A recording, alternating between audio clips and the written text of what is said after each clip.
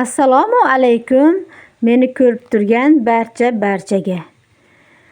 Bu videomiz turk tilini o'rganmoqchi bo'lganlarga, Turkiyaga ishga kelmoqchi bo'lganlar uchun hamda Turkiyada o'qimoqchi bo'lgan, o'qishga kelayotgan yoshlarimiz uchun juda foydali bir video deb o'ylaymiz. Chunki turk tili bilan o'zbek tili bir-biriga juda yaqin bo'lib, ba'zi bir so'zlari bir xil.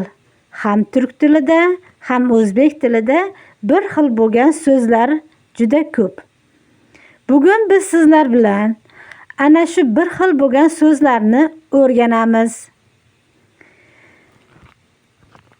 Masalan, o'zimizda suv, turk tilida ham suv deyiladi. Suv, tuz, choy, qozon, un, xamir, ip, igna. Bu so'zlar turk tilida ham xuddi shunday so'zlar bor. Xuddi shu ma'noda keladigan so'zlar. Sarimsoq, televizor, televizon, telefon, soat. Bu so'zlar ham ayni bizni so'z bilan bir xil so'zlar. Masalan, yo'lda ketayotib turkdan soat nechi bo'ldi desangiz, ular soat degan so'zingizdan tushunib olishadi va soat nechi bo'lganini sizga aytishadi. O'tir, o'tin, o't, yem, samon, mol, buzoq. Bu so'zlar ham bir xil so'zlar.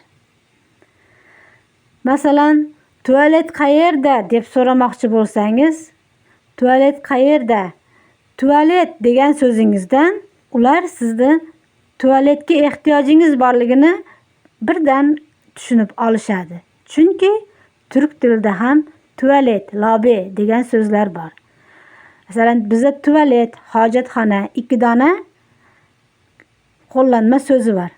Bularda ham tualet, lobe. Tualet desangiz, ular sizni tushunib olishadi va tualetni qayerda ekanligini ko'rsatishadi.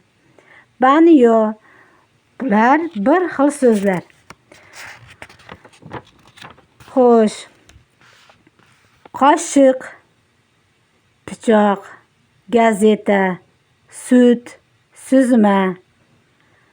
Bu so'zlar ham bir xil so'zlar va bir xil ma'noda keladigan so'zlar. Siz sut desangiz, ular sut deb sutni so'rayotganingizni birdan tushunishadi. Rasm, yuz, qosh, ko'z, burun, oyoq, quloq, tirnoq, shampun, sovun. Bizda sovun, bularda sabun deyiladi.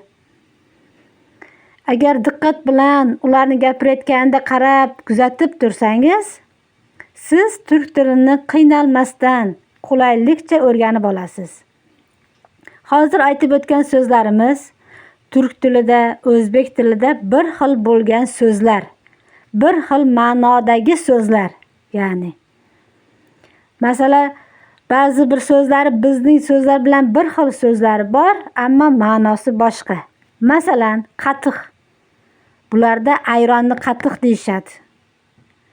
Siz bu kanalga obuna bo'lib qo'ying. Keyingi dasturimizda mana shu haqida o'rgatib o'taman. Sizga agar bu videomiz foydali bo'lgan bo'lsa, kanalimizga obuna va like bosib qo'ying. Keyingi dasturlarimizni o'tkazib yubormang. Bu videoni Turkiyaga ishga kelmoqchi bo'lganlarga, o'qishga kelmoqchi bo'lganlarga, turk tilini o'rganmoqchi bo'lganlarga yuborib qo'ying. Bu videomiz albatta sizga foydali bo'ladi degan umiddamiz. Keyingi dasturlarimizni o'tkazib yubormang. Obuna bo'ling. Xayrli ro'zalar.